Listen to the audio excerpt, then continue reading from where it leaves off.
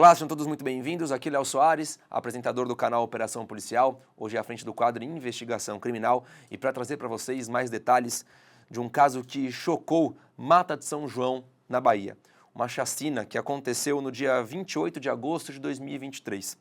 E para trazer muitos detalhes, informações e atualizações desse caso, eu convidei o perito criminal Thiago Silva, ele que esteve presente nos locais de crime quando tudo isso aconteceu. Ele vai nos contar o que aquele cenário mostrava pra gente e como foi o trabalho da polícia junto com a perícia no dia dessa chacina. Só para vocês terem ideia, nós temos 10 vítimas fatais. Tínhamos 9 à época dos fatos, mas infelizmente um adolescente de 12 anos que tinha sobrevivido e foi levado ao hospital com mais de 50% do corpo carbonizado, morreu no começo de setembro de 2023. Ele foi a 10ª vítima fatal desse triste caso. Dessas vítimas, 3 delas crianças. Ou seja, ninguém foi perdoado naquela cena. Mas todos os detalhes quem vai trazer pra gente é o perito criminal Thiago Silva, que está lá na sua casa, lá em Salvador, para contar pra gente como tudo isso aconteceu. E como de costume, antes de começar, eu vou fazer uma audiodescrição do que acontece aqui e agora. Eu sou o Léo Soares, entrevistador do canal Operação Policial, tenho cabelo curto preto, pele branca, barba, estou vestindo uma camisa social preta, uma calça jeans azul e um tênis preto. Estou sentado em uma cadeira marrom. No centro do nosso estúdio, uma mesinha com uma caneca. À minha esquerda, uma luminária e uma grande televisão a qual vemos o Thiago Silva, já que a nossa entrevista acontece via videochamada. O Thiago tem cabelo curto preto, pele branca, não usa barba, está vestindo uma camisa social cinza e está em sua casa. Atrás dele, uma parede branca. Agora sim, perito Thiago, primeiramente, seja muito bem-vindo ao nosso canal, é um prazer conversar contigo. Como eu te disse nos bastidores, né, eu estava incessantemente atrás de alguém para conversar sobre esse caso e encontrei a pessoa certa, o perito criminal que esteve no dia dos fatos e vai nos contar como tudo isso aconteceu, já que nós temos, inclusive, mais de um local de crime, né, 2 casas que estavam ali na mesma rua, 2 casas próximas e nessas 2 casas vítimas diferentes. E eu quero que você comece contando pra gente o que aconteceu, o que é essa chacina que vitimou 10 pessoas em Mata de São João em agosto de 2023. Seja muito bem-vindo. Obrigado pelo convite, Leonardo. Obrigado aí, parabéns pelo canal, aí, Operações Policiais. Então, eu sou perito criminal, né, lotado em Camaçari, é uma grande cidade da região metropolitana de Salvador, e estava no final do meu plantão, no dia 28 de agosto, na verdade o plantão era no dia 27, mas como a gente trabalha 24 horas por dia, por plantão, na saída do meu plantão fui acionado por volta de 6h30, 6h45, com a primeira informação que eu vi. A gente tem um serviço de inteligência de comunicação, e esse serviço me aciona. Ele me acionou para uma chacina de 8 pessoas com um sequestro de uma criança. Então, naquele momento, eu já sabia que alguma coisa grande estava acontecendo e que era um caso que ia ter um desdobramento muito grande, muito, muito forte na sociedade. Aí, formei a minha equipe, né, me organizei e a gente deslocou para a delegacia de Mata de São João. Chegando lá, a gente recebeu as informações corretas de que haviam, na verdade, 9 corpos. Então, foi uma chacina de 9 corpos. Inicialmente, eu não sabia que eram 2 locais. Na criminalística, eu vou explicar um pouquinho mais na frente, que nesse caso a gente chama de local imediato e um local relacionado, né, por conta do contexto mesmo. Como você já falou, foram 2 casas, mas essas casas, entre elas, tinham uma distância de apenas 3 metros, mas eram terrenos separados, né? Havia uma cerca convencional de estaca de madeira com arame farpado entre elas, mas eram casas muito próximas. A parede de uma tinha uma distância de 3 metros para a parede da outra. Então, fui chamado na delegacia, conversei com a autoridade requisitante, o delegado de Mata de São João à época, o delegado titular, e lá ele teve a informação, inclusive a informação também de que havia esse adolescente que conseguiu se esconder sob uma cama e no incêndio ele fugiu, mas fugiu foi muito queimado, né? Teve 50% do corpo queimado, mas que graças a Deus ele ainda foi ouvido pelo delegado. Ele estava lúcido, só que por conta das complicações das queimaduras, né? Quando é de grande extensão, a chance de infecção é muito grande, mas ele ainda conseguiu dar o depoimento dele, que foi, eu acho que foi um ponto-chave aí até para o desdobramento das investigações. Eu queria esclarecer também, Léo, que na verdade aqui as informações que eu trago são de cunho criminalísticos, tá? Então, por exemplo, eu não consigo me aprofundar nas investigações, porque eu tenho um volume de trabalho muito grande. Então, assim, eu adoraria poder, e dou todo o apoio. Existem outros casos, em que esse foi um dos casos que assim não terminou em uma perícia. Na verdade, houveram algumas perícias relacionadas, né? Às vezes, a autoridade requisitante, que em regra é um delegado de polícia, ele, por exemplo, encontra um celular de uma pessoa relacionada, mas que não estava ali no local, ele encaminha para a perícia, isso vai gerar um novo laudo. Então, assim, quando são casos muito grandes, e aqui eu não estou falando de repercussão, que isso é uma dúvida que muitas pessoas têm, o laudo pericial ele é mais complexo ou menos complexo à medida que a gente tem mais ou menos elementos criminalísticos. Não importa se a vítima ali é famosa, se a vítima ali é rica, pobre, isso não existe para a criminalística. Existe sim. Tem muitos elementos, o laudo vai ficar muito mais complexo. Nesse caso, é um laudo de alta complexidade, 9 vítimas ao mesmo tempo, um cenário, assim, caótico, a primeira vista, né? Ao chegar no local, eu sou muito metódico e eu gosto muito disso. Então, assim, quando eu cheguei no local, eu entendi o que era a situação. Só que uma das casas, como eu falei, né, eram duas casas contíguas, assim, terrenos separados, mas muito próximos. A primeira casa, haviam duas vítimas femininas. E essa casa estava íntegra. Ela não tinha nenhum tipo de problema estrutural. Na segunda casa, haviam 7 vítimas, só que a casa tinha sido incendiada. E aí também tem um detalhe importante, que em um outro caso que eu fiz, né, também de repercussão, que para a perícia criminal existe uma diferença entre corpos queimados e corpos carbonizados, tá? Nesta casa, onde houve o incêndio, haviam corpos carbonizados e corpos incendiados. O que é a diferença, assim, a grosso modo? Quando há carbonização, é difícil até você determinar se é uma criança ou um adulto, se é homem ou se é mulher. E na queimadura, não. A queimadura, ainda que atinja 70% do corpo, ainda existem elementos ali que eu vou dizer. Existe a genitália, então essa com certeza é uma vítima do sexo feminino, este é uma vítima do sexo masculino, mas o carbonizado, em regra, a gente não consegue falar isso. O que vai conseguir definir se é ou não, normalmente é a descrição de alguém, mas que o perito não se prende. Por exemplo, eu não posso me prender de que me disseram que neste veículo aqui era um homem. Não. Esse corpo carbonizado, ele, em regra, será submetido ao exame de DNA. É o exame de DNA que vai atestar que aquela pessoa é aquela pessoa. Poxa, quem estava dirigindo o veículo, é só um exemplo, tá? Quem estava dirigindo esse veículo que acabou se envolvendo no incêndio ou no acidente e incinerou o veículo e a vítima, carbonizou a vítima, era João. Pronto. Nós vamos pegar a família de João, coletar material genético deles, comparar com o material genético dentro do ovo, que é uma parte que a gente consegue conservar mesmo com altas temperaturas. Aí a gente diz que é João. Não basta as pessoas dizerem, o João estava dirigindo esse carro. Para a criminalística, a gente só consegue afirmar algo com provas robustas, né? E, Tiago, quando vocês entram nessa casa que tinha sido incendiada e, obviamente, causa problemas estruturais, tinham corpos carbonizados que vocês, de início, não conseguiam identificar? Tinha, sim, tinha, Léo. Vou contar uma coisa bem da perícia, tá? Uma curiosidade, Por favor, por assim, uma favor. coisa que não foi muito divulgada e é bem interessante. Eu tenho um hábito, como sou muito metódico, normalmente cenas mais complexas, por exemplo, participei de um triplo homicídio. Antes de eu começar a minha perícia, eu tenho o hábito de fazer um croquis. Croquis bem simples. Um quadrado retratando o ambiente onde estão os corpos, e eu sempre numero as vítimas, para eu seguir uma ordem e não me perder. Eu tenho esse hábito. E nesse dia, inicialmente eu vi que era uma casa carbonizada e uma casa não carbonizada mais próxima à rua, né? Porque você vinha pela rua principal, entrava num beco de caminho de terra e aí você tinha acesso a essas casas. Era mais um local bem aparentemente tranquilo até, o acesso não era tão difícil. Então eu comecei pela casa em que não havia um incêndio. O incêndio já havia sido debelado, né? Ele já tinha tido o combate ao incêndio, não pelo Corpo de Bombeiros, se não me engano, a própria comunidade apagou o incêndio. E veja, Léo, quando eu estava iniciei a minha perícia, né, nos dois corpos femininos que não tinham sido incendiados, um delegado que estava no local falou: doutor, o senhor vai começar por aí? Aí eu falei assim: vou sim, doutor. Eu já comecei, inclusive, eu já tinha fixado, que é um termo que a gente usa, eu já tinha fixado um vestígio. Eu lembro exatamente que eu fixei um vestígio. Desculpa te interromper, essas duas moças que estavam nessa casa, elas não tinham sido queimadas, carbonizadas? Qual que era o ferimento, Thiago? Foi disparo de arma de fogo e arma branca.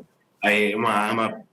Eu fiquei em dúvida à época, porque, assim, eram lesões de arma branca. Bom, na verdade, das duas vítimas, uma vítima era só arma de fogo e a outra era arma de fogo e arma branca. Só que a arma branca, pérfuro, não era pérfuro contundente, era como se fosse uma faca. Né? Pérfuro contundente é quando corta e bate. Facão é pérfuro contundente. Ela era uma pérfuro incisa, né? Pérfuro cortante, para ser mais exato, não pérfuro incisa. Pérfuro cortante. Eu acreditava que era pérfuro cortante com lesões bem graves também. Mas também, assim, então tinha uma vítima com o disparo de arma de fogo e uma vítima com disparo de arma de fogo e pérfuro cortante, tá? Isso na primeira casa. Só que quando eu estava iniciando essa perícia, o delegado me avisou. Tiago, não é melhor você começar por lá? E eu falei assim, por quê, doutor? Ele falou, porque tem um corpo ainda pegando fogo. Então eu parei a perícia da primeira casa e fui para a perícia da segunda casa. Inclusive, foi uma das pessoas que estava me ajudando, né, que estava lá na minha equipe, que pegou um balde de água e apagou aquele fogo ali. Porque aí, senão, eu podia perder mais elementos de uma vítima. E essa vítima, apesar de ter sido consumida parcialmente o corpo, ela não estava carbonizada, porque a parte íntegra do corpo eu sabia, dava para identificar que era uma vítima do sexo feminino, né? Ao chegar no local também, Léo, assim, eu lembro que você conversando comigo anteriormente, você falou o nome de uma pessoa. Eu não sei. Assim, eu não vou poder afirmar os nomes, porque, para mim, como é uma coisa muito recente, a não ser que saibam, por exemplo, olha, hoje teve um homicídio, aparentemente um homicídio de João. Aí vem na minha requisição já dizendo que aquela pessoa é João. Aí eu digo que é João porque o delegado está me avisando. Mas lá foram, assim, 9 vítimas. Não tinha Porque, nome, não tinha nada. inclusive as que estavam íntegras, não, as que estavam íntegras foram identificadas. Porque sabiam quem eram elas, acharam documentos de identificação nelas. Então elas, eu sabia, eram duas irmãs até. Duas Mas os irmãs, outros era 7, a Clícia e a Sara. exatamente, Cleice e Sara. Elas eram identificadas por meio da requisição que eu recebi. Aí na requisição constavam Clícia, Sara e 9 ignorados, ou os 7 ignorados. Então, assim, para mim, por exemplo, se você me perguntar se o nome de uma das crianças era X ou Y, eu não vou saber de fato. Não é porque eu não quero informar, não, tá? É Então, porque tudo aí eu certo. chego. Então, e nesse momento eu parei a perícia da primeira casa e fui fazer a perícia na segunda casa. E assim foi feita. Aí eu concluí a perícia dos 7. Aí, assim, à medida que a gente vai concluindo, a gente vai, nesse dia, Léo, também, assim, para as pessoas entendam, como eu sou lotado em Camaçari, Camaçari cobre os municípios de Candeias, Dias d'Ávila, Mata de São João, Pojuca e Camaçari. Só que nós temos uma estrutura mais enxuta do que a capital. Então, nós temos um rabecão, uma viatura grande e uma viatura pequena. Basicamente é isso. Só que no rabecão, só cabem 4 corpos. Então tiveram que ser deslocados 2 rabecões de Salvador para dar apoio, para fechar a conta de 9 corpos. Então, aí, só que eu ando com a minha equipe de Camaçari. Então, o pessoal ajudou para dar apoio, mas, por exemplo, eu tenho um auxiliar de necrópsia, ele que me ajuda a manipular os corpos para eu poder fazer as anotações que eu preciso, né? Eu também mexo, eu manipulo, mas, assim, é muito importante a presença de outros que me ajudam, né? Para poder a gente até... Foi uma perícia que começou por volta das 9h40, entre 9h40, 9h45 e 10 horas, e eu concluí 12h30, mais ou menos. Né? Eu concluí e retornei à base. E, Thiago, com o seu feeling, né, com o seu tato policial, quando você chega nessas cenas de crime, aí quero englobar as duas casas, o que essas cenas mostravam para você? Parecia ser um crime passional, parecia ser uma guerra de facções, parecia ser um crime de vingança. Quando você chega ali, qual é o primeiro sentimento que você tem? Ah, o que aconteceu aqui foi isso. Não estou dizendo já pós-investigações, estou dizendo do seu feeling, do seu tato. Pronto, inicialmente, assim, eu comento muito isso, que o papel do perito, né? E assim, eu gosto muito da minha. Sou entusiasta da perícia, mas assim, às vezes, tão importante quanto o que vai constar no meu laudo são as conversas que eu tenho com as autoridades no local. Naquele momento ali, eu não sabia da origem, não sabia exatamente o que era. O que eu sabia? Que era um local em que havia tráfico de drogas e que é dominado por uma facção. Pela violência que eu encontrei na casa incinerada, eu deduzi que era uma briga de facções, algum acerto de contas. Só que, ao mesmo tempo, assim, quando eu fui desdobrando ali, principalmente a casa incinerada, o que é que eu vi? Que, assim, tinha alguma coisa, não necessariamente passional, mas envolvia emoção. Então, por exemplo, a primeira coisa que eu imaginei foi uma briga de facção, provavelmente um dissidente. Aquela pessoa que servia a uma facção e migrou para outra. Normalmente a crueldade é muito grande quando isso acontece. Por que eu estou te falando isso? Porque, assim, não foram à casa, executaram as pessoas e botaram fogo. Não foi isso que aconteceu. Houve, além disso, violência. Assim, eu imagino e disse ao delegado, à época, que muito provavelmente alguém ali tinha sido torturado. Isso não pode constar no meu laudo, porque eu não tenho elementos técnicos para afirmar que houve tortura. Mas eu tinha como afirmar que não foi uma simples execução. Pelo seguinte, a casa tinha 7 cômodos. Totalmente incinerados eram os 2 quartos, a sala e uma parte da cozinha. A cozinha era tipo americana. Então, da cozinha você enxergava a sala. Tá. Totalmente incinerado. Os 2 quartos, a sala e parte da cozinha. Só que entre os 2 quartos tinha um sanitário. Esse sanitário, ele não foi totalmente consumido pelas chamas. Por que eu digo que houve, não sei se tortura, mas que alguém foi agredido antes de ser morto? Porque nas paredes do sanitário haviam manchas de sangue muito características de espancamento. Então, assim, e não haviam corpos lá dentro. Então, alguém foi espancado ali dentro, depois foi retirado e executado. Além disso, foi uma cena que, assim, havia um corpo que, além de ter perfuração por arma de fogo, foi lesionada por arma porto-contundente, que é uma arma diferente da arma que eu vi lá. Veja, quando eu falo arma, eu não vejo o objeto, tá? Eu vejo a lesão. Então, assim, tinha um dos corpos na casa incinerada que, além do disparo de arma de fogo, foi lesionada com a arma corto-contundente. Corto-contundente é facão, foice, enxada, machado. Então, assim, o nível de violência ali foi muito grande, né? E, inclusive, as crianças, né, que também haviam, né? Depois eu fiquei sabendo, eu deduzi que haviam 2 crianças, veja. Depois eu descobri que eram 3. Elas foram colocadas em um quarto e incineradas. Assim, elas foram executadas e depois foi colocado fogo no corpo dessas crianças, né? Para poder diminuir as vestígios. Deixa eu te fazer uma pergunta. Você consegue nos dizer se todos foram executados e depois carbonizados ou queimados, ou se algum foi carbonizado antes, ou, quer dizer, morreu queimado, né? É possível não, isso, Tiago? Não, eu não consegui, assim, ó, eu conseguia afirmar lá no momento que 4 daquelas 7 vítimas haviam sido executadas e após colocado fogo na casa. E quais são os elementos que você tem para dizer isso? Eu quero entender. Como que você... eu vi, essa pessoa ela foi executada e depois carbonizada. O que te mostra isso? Os corpos eu conseguia ver lesão de arma de fogo em locais letais. Certo. Mas, por exemplo, e qual é o problema? E aí eu não posso afirmar. Os corpos que estavam muito queimados, que estavam carbonizados, por exemplo, a criança tinha, se não me engano, tinha uma criança de 10 ou 12 anos carbonizada. É uma de 13 anos, Gabriel Souza dos Santos. A de 13, era um menino, né, de 13 anos? É um menino, Gabriel. Pronto, o de 13 anos, ele ficou muito pequeno por conta do calor. Nossa. E o corpo fica numa condição que seria muito temerário da parte do perito afirmar uma lesão. Porque enruga muito, queima muito. Então, assim, ainda que eu ache um orifício, é difícil eu dizer. O ideal é que o médico legista, porque o médico legista ele vai olhar externamente, ele tem uma coisa, um objeto que a gente chama de guia, que ele, achando um orifício, ele vai introduzir essa guia. E aí ele vai ver se tem um caminho. Se tiver um caminho, é um forte indício de que houve um disparo de arma de fogo. Quando ele abrir a cavidade, ele pode ou não achar o projétil de arma de fogo ali, porque pode ter atravessado o corpo da pessoa. Mas se ele achar, ou então ele vai achar lesões internas, por exemplo, uma fratura em osso, característica de disparo de arma de fogo. Então o médico afirma.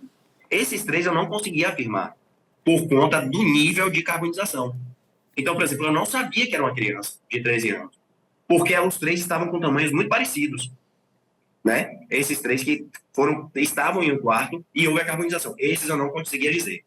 Os outros 4 corpos, se não me engano, dos outros 4 eram 3 mulheres e um homem, era visível disparo de arma de fogo em locais em que... Porque, assim, Léo, um disparo de arma de fogo no ombro não é um motivo que normalmente levaria a óbito, mas machuca. Mas um disparo em face, em cabeça, e isso é letal. Então, assim, esses 4, eu lembro que haviam disparos, lesões em locais letais. Para fechar com isso, assim, para eu poder afirmar, ó, esses daqui, eles foram lesionados antes, porque mesmo assim eu ainda não afirmo. O que é que vai afirmar, Léo? Se eles foram incinerados, se foi colocado fogo antes ou depois? Normalmente os médicos vão olhar a traqueia, se há ou não fuligem. Se há fuligem, eles estavam vivos. Se não houver fuligem, é porque eles estavam mortos, porque eles já não estavam mais respirando. É normal encontrar na região bucal, mas na traqueia, nessa parte aqui mais respiratória, já não é normal. Então, isso eles conseguem fechar. O perito no local ele não consegue dizer isso. Então, eu conseguia dizer, e aí, para corroborar que esses 4 haviam tomado disparo de arma de fogo, esses 4 corpos, eu encontrei estojos de provenientes de pistola pelo chão, ainda que catando ali pelas fuligens, pelos destroços, eu consegui achar. Inclusive afirmar o calibre que foi utilizado ali, né? Qual foi o calibre, doutor, você lembra? 9 milímetros. 9 milímetros. 9 milímetros. E dentro daquele, porque eram dois, como eu tô falando, 2 quartos, né? Assim, com as portas, uma de frente com a outra. 3 corpos estavam aqui. Aqui dentro eu já não achei estojos. Mas isso não me diz, o papel do perito é isso, eu não posso dizer que não foi. Eu digo que ali não tinham elementos balísticos. Mas eu realmente não sei se houve disparo de arma de fogo nessas 3 crianças ou não. Mas morreriam de qualquer jeito por conta do incêndio. A situação do...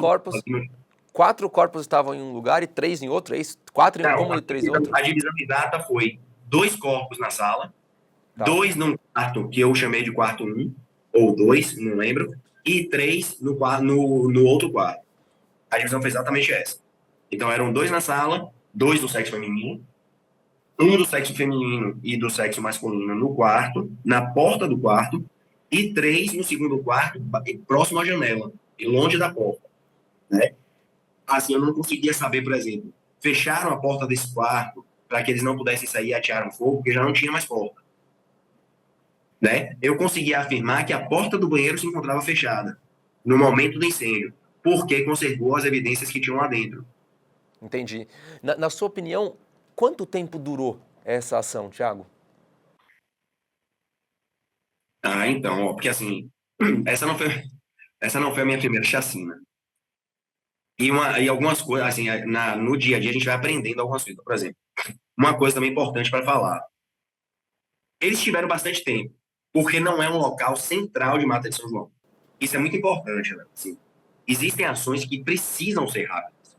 Então, por exemplo, uma ação, um homicídio que ocorre no centro de uma cidade, às 2 horas da tarde de uma terça-feira, não pode ser longo, porque o acesso da polícia é muito grande e você tem muita gente vendo.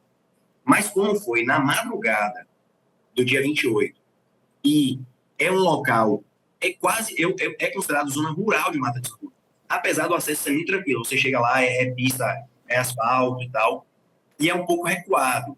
Só que é um local que era conflagrado, me parece que agora está mais tranquilo, mas era conflagrado, era um local que sabiam que o tráfico de drogas atuava de forma muito forte. Então, mas assim, eu acredito, sim, o que é muito importante, tinham vários algozes ali. Não foi coisa para um autor.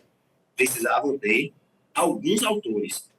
Eu diria que no mínimo 3. No mínimo, mas isso é uma informação que eu não tenho como ter certeza. Mas por que 3, Thiago? Porque você, na primeira casa, você tem 3 ambientes. E para você dominar 7 pessoas, ainda que 3 sejam crianças, é difícil. Então, uma pessoa só é muito difícil dominar 7 pessoas no contexto que eu vi ali. Mas assim, eu diria que no mínimo ali foram 30 minutos. No mínimo.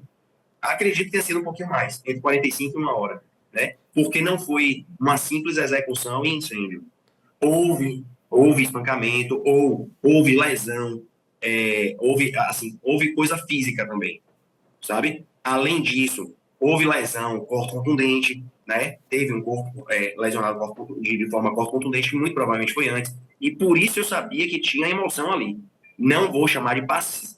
Depois eu fiquei sabendo que havia, né? Foi um crime passional. Tanto que Motivado muita por gente ciúmes, duvidou. né? Exatamente. Muita gente duvidou porque parecia muito rixa de tráfico de drogas. Né? Facção com facção, que também é muito violenta. Inclusive, a Mas polícia começou trabalhando com uma guerra de facção, de início, né, naquele imediatismo, porque chega lá, tem que abrir as investigações, mas depois, no decorrer, foram descobrindo aí evidências que trouxeram para um crime passional. se eu não me engano, uma das linhas de investigação era a briga entre facções. Né? Só que depois chegou-se, assim, concluiu-se que o inquérito está fechado. Então, assim, chegou à conclusão que, inicialmente, achavam que estavam, assim, a população, muitas pessoas me perguntavam, estão encobertando alguma coisa, né, Thiago?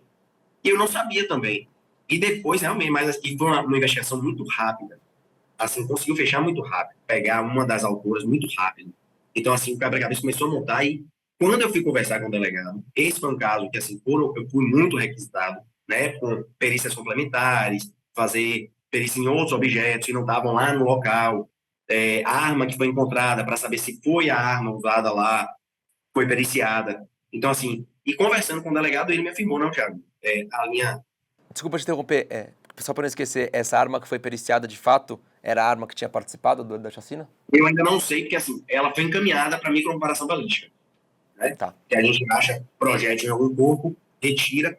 Existia, se não me engano, projétil na outra casa, na casa que não foi incendiada, que o projétil é muito importante. A maioria dos projéteis que a gente usa, que a gente pode usar na microcomparação balística, por exemplo, são encontradas dentro dos corpos das vítimas. Eles são mais conservados. Eles podem estar mais conservados. Se não me engano, foi feito. Agora eu não sei o resultado, né? Porque essa não é uma perícia que eu faço. Eu faço a perícia na arma, para saber se ela está funcionando, se ela está ativa, e encaminho para a coordenação de balística forense daqui de Salvador. E aí é na balística forense, e é isso que eu estava te falando antes, Léo. Eu adoraria. Puxa, e aí deu resultado, não deu resultado, porque o laudo vai voltar para minha, que a gente chama de CRPT aqui na Bahia, para a Coordenadoria Regional de Polícia Técnica de Camaçari. Mas só que o fluxo do meu trabalho é muito grande. Então, o que é que acontece? Uma microcomparação balística que eu solicitei a Salvador vai passar direto para o delegado, o resultado. Entendi. Eu apenas informo que pedi. Aí eu não sei te afirmar, mas eu acredito que chegaram a arma também, viu? Eu acredito, mas eu não tenho como afirmar, não.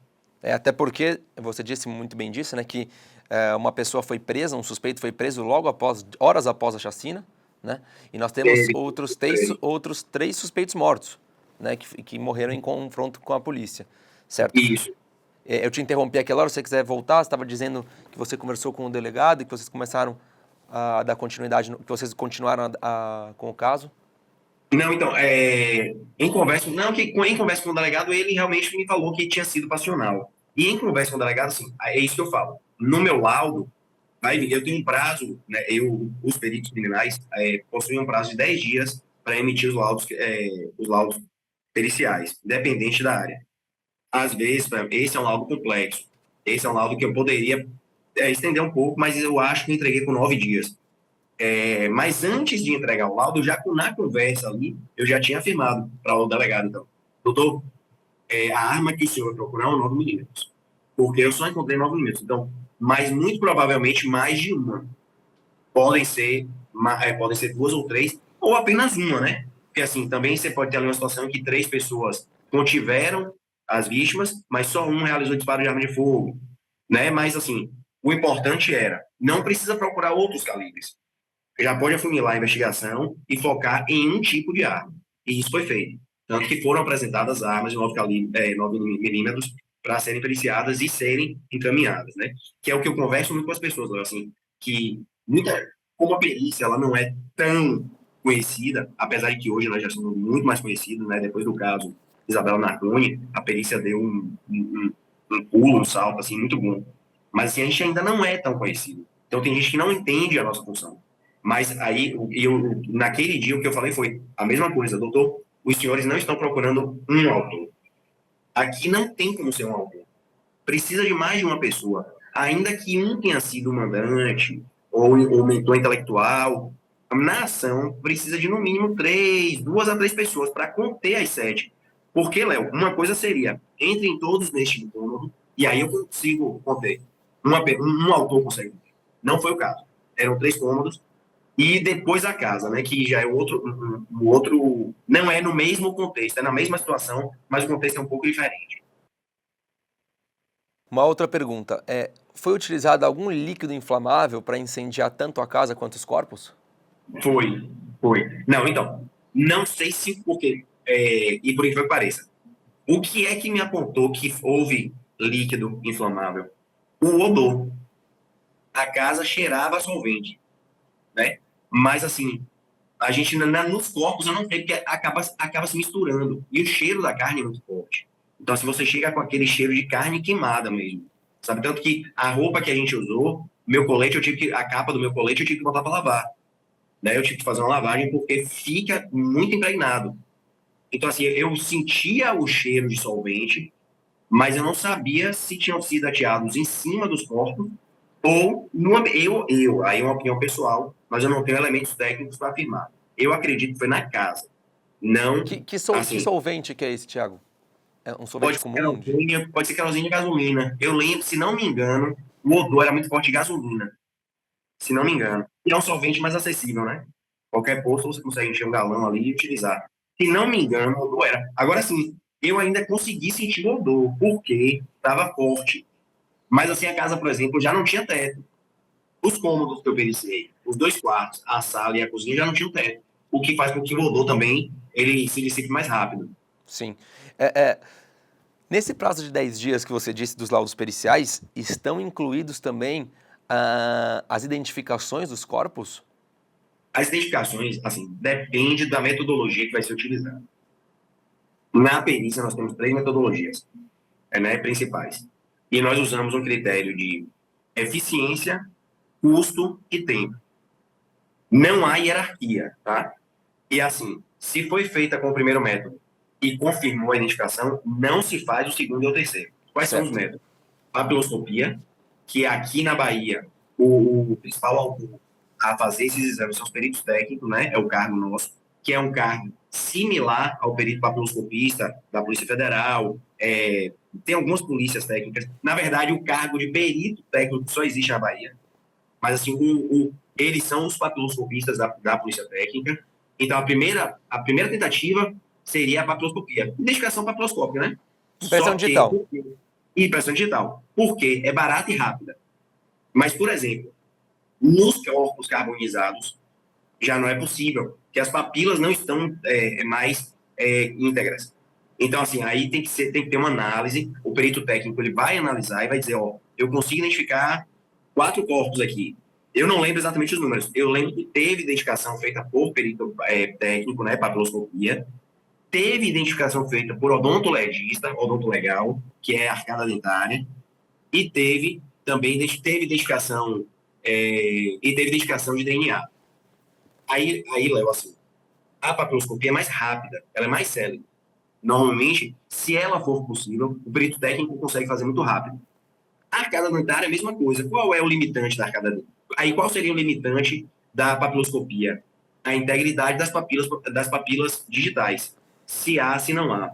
Ou se, mesmo que havendo, se estão íntegras. Tem os elementos necessários, identifica muito rápido. É um trabalho muito bom e muito rápido feito pelo perito técnico. Se não for possível, a arcada dentária. Só que qual é o limitante da arcada dentária? A arcada dentária é necessário ter ficha odontológica. E, infelizmente, a maioria da população brasileira não tem ficha odontológica. Mas, nesse caso, se não me engano, houveram corpos identificados por Sim, arcada sim. dentária. E aqueles que não eram possíveis, aí foi feito o DNA. DNA já demora mais, que é um processo. Por formação, sou biólogo e sou advogado, e assim, já participei com uma ajuda só, né? Aqui na Bahia a gente teve uma época que a gente tinha muito força-tarefas para ajudar a capital. Então, assim, eu participei da força-tarefa de genética.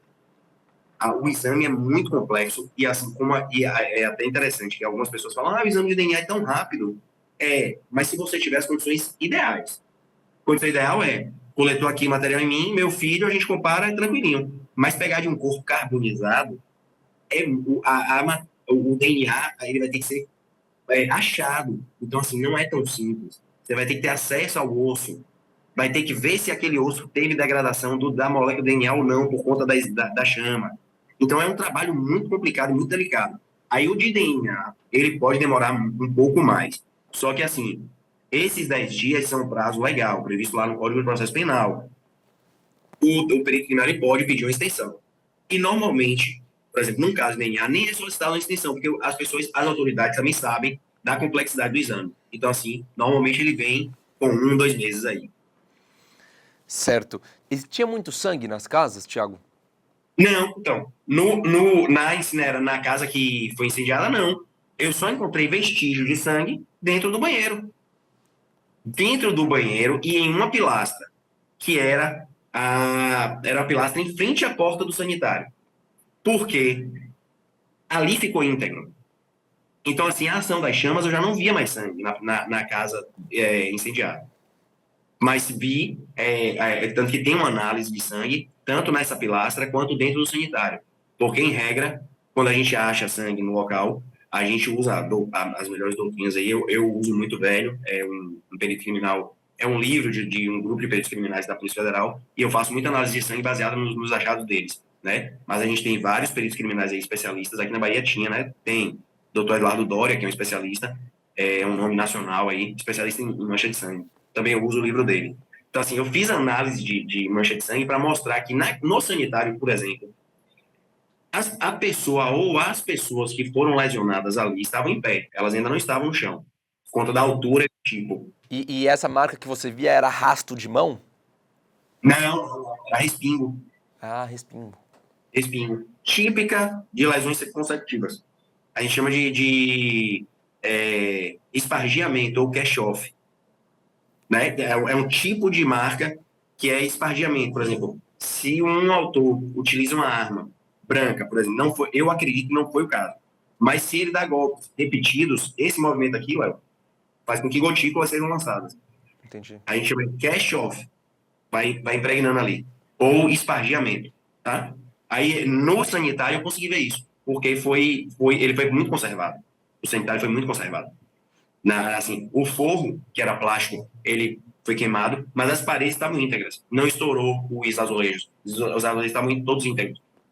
Então, assim, tinha fuligem e tal, mas estava bem conservado. O ambiente interno estava bem conservado. Certo. E eu imagino, Thiago, nesses locais tem vizinhança, né? Pode ter alguns familiares próximos, enfim. Quando vocês chegam, né? Na verdade, quando você, porque a polícia já estava lá, quando você chega ali como perito, o local estava preservado para fazer a perícia ou tinha alguma contaminação de alguém que invadiu a casa, enfim, de algum vizinho que, por socorro, tentou ajudar alguém e também entrou na residência? Como que estava esse cenário? Não, assim, ele estava, por conta para debelar as chamas, teve que ter a entrada de pessoas, Justo. né? Exato. Principalmente na casa, mas, assim, diante de tudo que eu vivo, foi um local bem preservado. Até pela repercussão, eu acredito, né? Que, assim, houve a ação, quando a polícia militar chegou, ela já isolou. Porque, assim, não é imediato, mas quando a polícia militar chega, ela normalmente, e ela faz um bom trabalho de isolamento e preservação. Ela já isola ali, já não deixa ninguém chegar. Eu lembro que quando eu cheguei, por exemplo, é muito comum ter pessoas muito próximas dos corpos. É muito comum. Populares, né? Sim. Porque às vezes a polícia militar não consegue conter, não consegue controlar ali, ou por outros fatores. E nesse caso, assim, as casas eram cercadas por cerca simples, arame farpado com estacas. Dentro dessa delimitação não tinha nenhum tipo de popular. Não tinha, de fato. Só estavam a minha equipe e a equipe da Polícia Civil. Você chegou. Inclusive, os policiais militares se mantiveram fora da área, porque também, assim, como foi um caso muito grande, aí, o DHPP, né, o Departamento de Homicídio e Proteção à Pessoa da Bahia, da Polícia Civil, foi acionado, então chegou uma equipe muito grande. Aí, se ficar todo mundo. Eu sou um perito que não. Assim, quando o perito chega no local, a cena de crime é do perito. Ele passa a ser a autoridade ali, inclusive diante dos outros policiais. Então, por exemplo, eu posso pedir que todo mundo saia, e é o ideal que as pessoas saiam, delegado, investigador, escrivão, policial militar. Mas eu sou um perito que, assim, enquanto não me atrapalha, eu não me incomodo da presença. Agora, graças a Deus, os colegas sabem, né? Então ninguém vai chegar e vai mexer, ninguém passa muito em minha frente por causa dos registros fotográficos. Mas assim, o que eu posso te dizer é que realmente foi um local bem preservado, diante dos outros que eu costumo frequentar e realizar meu trabalho. Certo. Esse jovem de 12 anos que teve o corpo parcialmente carbonizado, né, que estava queimado, com mais de 50% do corpo aí, terrível, você chegou a ter algum contato com ele? Não tive. Quando eu cheguei na delegacia para fazer o deslocamento para o local, eu aguardei o delegado, porque o delegado estava no hospital tomando o depoimento dele. Ah, Mas esse menino deu depoimento no hospital. que ele foi socorrido, que ele conseguiu sair da casa, aí ele conseguiu fugir, aí ele foi socorrido por vizinhos e foi levado para o hospital. Lá para o hospital, não sei qual hospital, lá em Mata de São João. Então, tanto que quando eu fui acionado, que eu cheguei na delegacia, o delegado não se encontrava. Mas ele não se encontrava, eu lembro que eu estava no estacionamento, ele chegou na viatura e ele falou, Thiago, eu estava tomando depoimento do garoto. Eu falei, ele tá lúcido? Aí tanto que a gente pensou que ele ia sobreviver. Tanto que a gente comentava muito, assim, poxa, mas vai ficar com quem? Porque a família foi toda, né? E aí ele falou, pô, ele tá assim, tá lúcido, graças a Deus. E, inclusive, se não me engano, mas eu também não tenho como afirmar, ele reconhecia os autores. Esse menino morreu depois de mais de 10 dias da chacina, né? Foi, Nossa, triste caso que infelizmente marca o município de Mata de São João, né? é, com certeza. Tiago, na sua opinião, quais foram as maiores dificuldades da perícia nesse caso? Léo, então, assim, ó, que é uma perícia muito. A gente tem os níveis de complexidade da perícia. Foi uma perícia muito cansativa, porque, como eu te falei, eu comecei por volta de 15 para as 10 horas, terminei 12h30 e a gente está na Bahia. Então, imagine, é muito quente, é um lugar muito quente. Setembro já é um mês, o agosto para setembro ali já é um mês quente. Eu uso colete à prova de balas, né? Eu só desloco com colete. Então, assim, o desgaste físico foi muito grande. Aconteceu um fato também, eu estava com um auxiliar de necrópsia, que é a pessoa que manipula os corpos para mim. Eu lembro que esse colega ele quase passa mal, porque ele não parou para beber água. Eu não parei para beber água também, mas eu aguentei. Mas ele não parou e ele teve uma hora que ele falou, doutor, eu vou dar um tempo aqui, porque senão eu vou desmaiar. E uma das dificuldades que aconteceu foi, lembra que eu contei, que eu conversei com você, é o seguinte, eu comecei com uma casa, só que depois eu tive que parar e ir para outra. Um colega meu, de profissão, um grande amigo meu, quando ele assumiu o plantão dele, que era o plantão dele dia 28, só que o fato aconteceu ainda no meu plantão. Quando ele assumiu, ele viu a minha mochila na nossa sala. E aí ele falou, Thiago, só que eu demorei para notar que era sua mochila. E quando eu notei que era sua mochila, na mesma hora ele me ligou. Falou, Thiago, eu estou indo para ir agora com a equipe de hoje para te ajudar. Aí eu falei, pô, muito obrigado. Aí ele foi. Só que qual foi o problema? Eu lembro que quando ele chegou, eu estava na casa incendiada, ele falou assim, Thiago, posso fazer a perícia da primeira casa? Porque aí já te ajuda. Eu falei, já não pode, porque eu já tinha modificado um vestígio. Então, naquele momento, aquela cena já tinha que ser minha, porque ele Entendi. já não sabia onde estava o vestígio, ia ter confusão. Aí eu falei, poxa, eu não posso deixar você fazer. Eu agradeço muito sua ajuda, só que eu não tenho como te deixar mais, porque um dos vestígios eu já tinha isolado. Eu já tinha recolhido, fixado e recolhido. Certo. Aí, mas de qualquer forma, ele estava com uma, porque no dia, no meu plantão, estava sem perito técnico na escala, e ele chegou com uma perita técnica, uma amiga nossa. Então, ela já me ajudou muito também, porque ela começou a fazer as fotografias. Porque antes eu estava fazendo as anotações, observando os vestígios e fazendo as fotografias. Isso demanda tempo. Quando ela chegou, acelerou um pouquinho, né? Senão, acho que eu ia sair de lá umas 2 e pouca da tarde. Todos os corpos eles são retirados na mesma hora, sim? Não, Chega o carro, eles são retirados, os corpos têm que ficar ali na casa por algum tempo. qual é o modo que eu trabalho? Aí varia muito de perito para perito. E como eu te disse, normalmente eu faço um croquisinho, numero as vítimas, e aí o meu modo é assim, Léo, eu terminei uma vítima, essa vítima é recolhida. Terminei a segunda vítima, ela é recolhida, sabe? Mas antes de tudo, primeiro eu contextualizo todas, né? Que a gente tem muito, na perícia tem isso, né? A gente faz o macro e depois a gente vai afunilando. Então, por exemplo, Certo. inicialmente eu descrevo onde está todo mundo.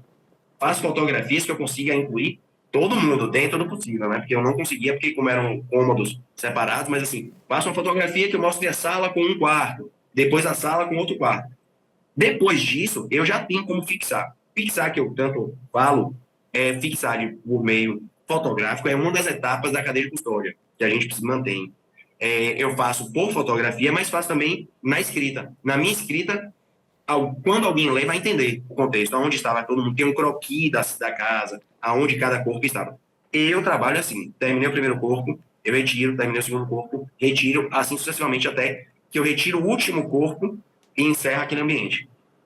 Vou fazer as análises de sangue, vou fazer aquelas outras análises, outras, tipo assim, se teve porta arrombada ou se não teve. Isso tudo eu consigo fazer. Depois eu já isole, ou se no caso, se é um ambiente só, a perícia está encerrada. Se tiver algum local relacionado, um local imediato, aí eu vou fazer perícia nesse outro local. Nessa casa 2, os corpos estavam próximos um ao outro, eram duas mulheres com marcas de tiro e uma delas com marca de facas, enfim, de arma branca. O que mostrava para você essa casa 2, perito Tiago? Essa casa 2 inicialmente, assim, a primeira pergunta que você me fez da outra, a primeira coisa que eu pensei dessa casa foi, muito provavelmente, quando esse grupo que estava na primeira casa foi sair, essas duas irmãs provavelmente foram na porta e olharam. E aí, assim, poxa, não pode deixar testemunha. Só que me chamou a atenção, Dano colateral, né? isso, só que me chamou a atenção, e isso eu também conversei muito na época, que assim, eu não sabia se era só isso, por conta da arma branca. Porque veja, isso tudo é só lógica. Se eu só quero eliminar uma testemunha, disparo de arma de fogo é a coisa mais eficiente que tem. Só que uma delas foi atingida e foi atingida assim, com violência, com arma branca.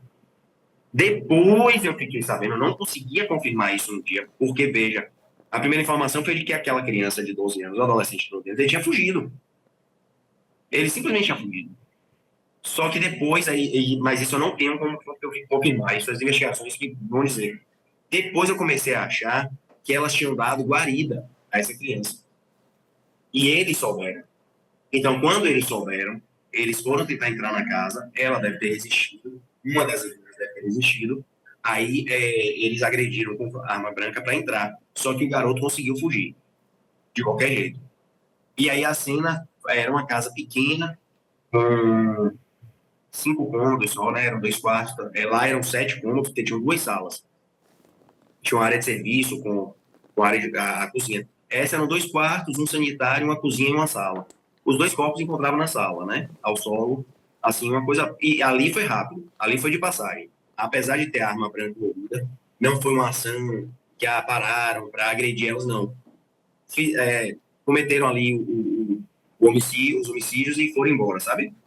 Mas foram as duas irmãs, uma bem próxima à porta e outra ainda no meio da sala. Né? Essa que estava no meio da sala, a impressão que eu tive é que ela tentou fugir. Ela tentou ir para a parte de trás, tanto que ela só foi atingida por trás, né? Certo. E aí, uma óbito ali. Certo. Perito Tiago, mais alguma coisa que você quer trazer aqui para a nossa entrevista que nós não falamos até o momento? Algum outro ponto que você acha interessante?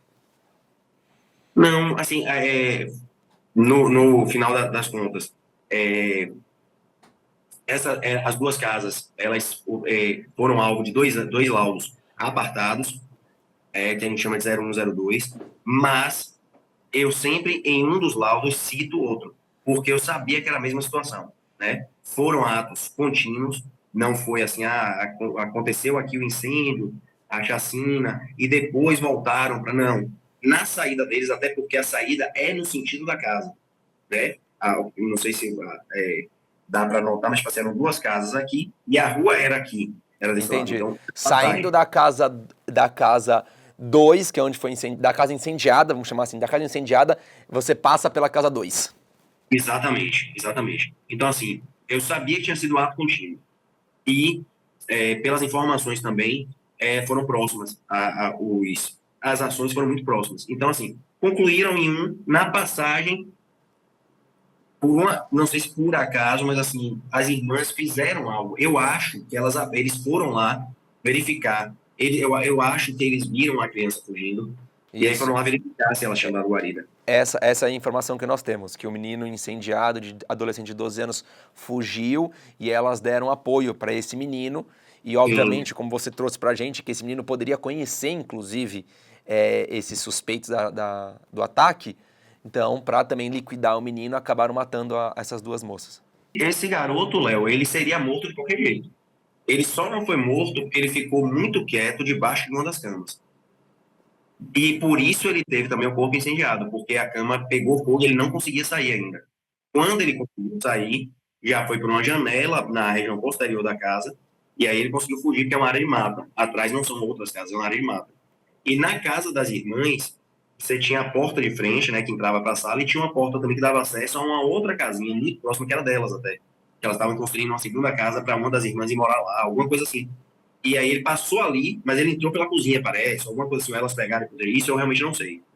Mas eu sei que eles abordaram elas, não foi, inicialmente foi isso que eu te falei. Eu pensava que elas tinham ido, coisa de curioso, né? Tanto que é uma coisa que eu falo muito para as pessoas, não vão atrás. Ouvir o disparo de arma de fogo, aguarde, ou então se esconda. Mas as pessoas têm o ímpeto de ir olhar pela Sim, curiosidade, e às vezes você acaba se envolvendo em algo que, aí inicialmente eu achava que era isso. Assim, poxa, para mim elas só foram olhar. Só que quando eu via o emprego de arma branca, aquilo ali já mudou o contexto para mim. Porque a arma branca já não foi uma morte tão rápida. Já não foi uma execução para eliminar uma testemunha. Assim, queriam mais alguma coisa. Aí eu comecei a associar de que elas tinham dado proteção a essa criança. E aí eles, com raiva, acabaram fazendo o que fizeram, né? Perito Thiago, muito obrigado pela sua participação. Foi um prazer te receber aqui. Quando você vier para São Paulo, vem aqui conhecer nosso estúdio, está convidado. E mais uma vez foi um prazer conversar contigo. Muito obrigado, Leonardo, pelo convite aí, viu? Parabéns pelo canal e boa sorte. Gente, hoje eu conversei com o perito criminal, Thiago Silva, ele que esteve aí nas cenas de crime da chacina que aconteceu em Mata de São João, na Bahia, um local que fica aproximadamente 60 quilômetros da capital Salvador, é região metropolitana de Salvador. Infelizmente, 10 pessoas foram mortas, alguns corpos carbonizados, crianças entre as vítimas, disparo de arma de fogo, uso de arma branca, enfim, um verdadeiro ataque aí que vitimou essas 10 pessoas. A polícia, no decorrer das investigações, e claro que essas investigações já foram concluídas, porque o caso aconteceu em agosto de 2023, a polícia concluiu que foi um crime passional, motivado por ciúmes, né? Um dos mandantes do crime ali tinha ciúme, que a atual namorada tinha alguma coisa ainda com uma pessoa da casa, que seria ex-namorado dela. Então, virou todo esse imbróglio dessa história, que é uma tarefa muito difícil para a polícia. É importante a gente salientar isso, para a Polícia Civil, para a Polícia Militar, para os peritos, porque envolve muitas vítimas, envolve um cenário de crime complicado, envolvem vários profissionais ali ao mesmo tempo, num local que não tem tantos policiais, mas a polícia deu um fim nesse caso e, infelizmente, todas essas pessoas foram mortas e não estão aqui mais para contar a sua história, tiveram a sua vida ceifada.